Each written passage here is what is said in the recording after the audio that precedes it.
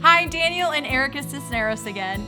And we are asked all the time, Erica, Daniel, you don't sound like a Texan. Where are you from? And actually, we are from Southern California. Daniel is actually born in the East LA. Literally, he was born in the East LA.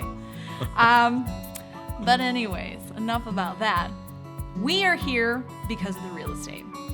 And being young bucks coming out of college, we teamed up with other real estate experts, other real estate mentors that really helped us learn about the industry and understand how to time the real estate cycles in different markets and in specific markets.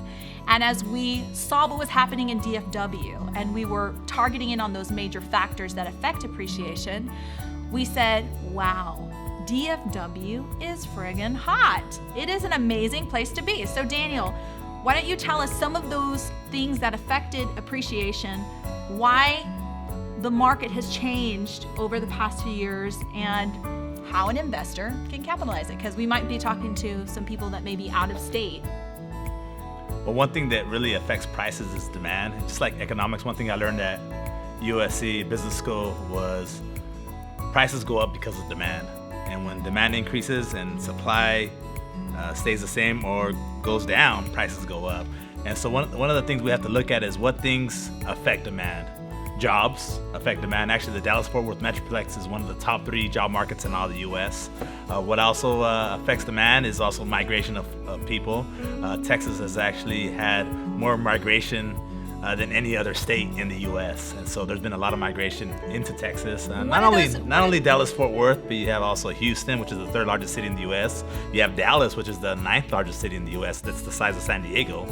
You also have other coast cities like Corpus Christi. You got big cities over there. You got Galveston, which is a big city next to Houston, which actually Texas coast is actually, you could find the cheapest coast real estate, coastal property in all the U.S. here in Texas. And so the factors we have to look at is, what increases demand. Also, you have a big group of baby boomers. They're looking for places to retire, and if believe it or not, most folks here in Texas actually complain about the weather, but actually we have the 4th best weather in all the U.S. We're actually behind California's number 1, Hawaii's number 2, Florida's number 3, and number 4 is Texas. And so we actually have the best, 4th best weather in all the U.S. And actually, we're sitting here, and it's supposed to be a winter day, and actually, the temperatures rose to 60 degrees. So a lot of the retirement community actually has been zeroing in on the DFW Metroplex, and so all of this is creating some massive demand. So if you're an out-of-state investor, I know one of the biggest things and biggest concerns is, well, who's going to help take care of my property? Who's going to repair my property when it needs work? Who's going to make sure that it's consistently rented so that it's actually a profitable investment? How do you do that? How would you accomplish that? So one of the things, we're partnered up with several property management companies, so they're going to help you rent the property. They're going to help you maintain the property if there's any repairs that need to get done. They're going to charge anywhere from 8 to 10%. So on a rent of $1,000, they're going to take $100, and it's actually totally worth it. You don't have to be answering your calls when a landlord is calling. When a tenant is calling, and so it's very convenient. It's something that I highly recommend. Question that I get. So the rental market. How's the rental market? I'll start this one off. I'll answer my question. So the number of universities, I believe the number is over 300,000 students that are in the DFW Metroplex every single year. So there's so many different major universities and also, different technical schools and things like that. So lots of students studying. So a big part of that rental market is going to be students, right? So how often do we get calls from our out-of-state investors using us to help them purchase and to invest their retirement accounts? How often do we get calls that, oh, my property's not renting? Right now we're in a market where actually not only is sales, inventory, homes for sale, inventory at all-time low.